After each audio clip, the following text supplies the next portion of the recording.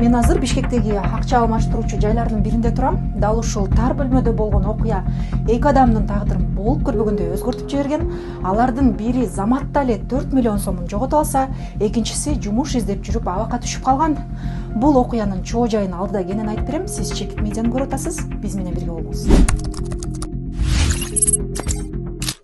Ушул жылдын 28 ноябрында шаардык милиция бөлүмүнө автоунаа саткан ишкер шулундарга 4 миллион 340 миң сом же 50 миң доллар алдырып ийгенин айтып кайрылат. Окуя Телеграмдагы KG крипто обмен криптовалют каналынан башталган. Аталган каналда жарандар акча каражаттарын криптовалютага алмаштырып турушат.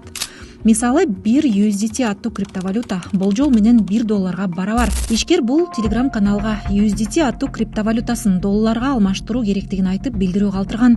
Көп өтпөй анын билдирүүсүнө белгисиз жаран жооп берип, долларга алмаштырып бере ала тургандыгын айткан. Ага ишенген ишкер белгиленген даректеги акча алмаштыруучу жайга барып, 10 миң долларын алып кеткен. Акча алмаштыруу дал ушул жерде болгон. Алгач жабырлануучунун ишенимине кириш үчүн ал адам алгач 10 миң USDT-ни долларга алмаштырып берген жана ошондой эле ушундай ижарага кеңсени алып даярдап койгон. Ал эми бул окуя болгучакты. Бул адам интернет аркылуу жумуш издеп, күнүнө 2 миң сом төлөнүп берүүчү ушул жумушту тапкан болчу.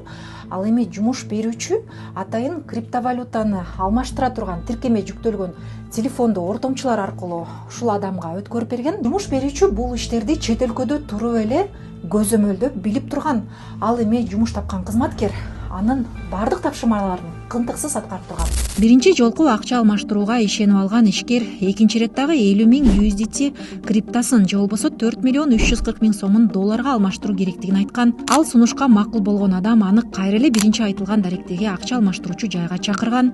Эч кандай күмөн санабаган ишкер кайрадан барып телефон аркылуу ал жактагы кызматкер айткан кадамдарды жасап, акчаны айтылган эсепке которуп берген.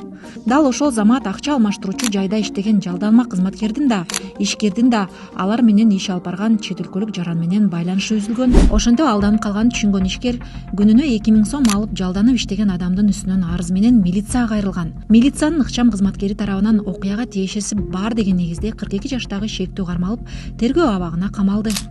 При проведении оперативно-следственных мероприятий оперуполномоченными УР ГУВД города Бишкек был установлен и задержан подозреваемый по данному факту, после чего был водворен в ВВС УВД города Бишкек.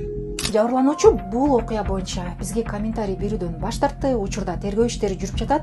Бул видео менен бөлүшүп пикир калтырыңыз. Капчыгыңызга сак болуңуз. Сиздер менен Чекит медиа жана мен Асия Соронбай болдум. Көрүшкөнчө.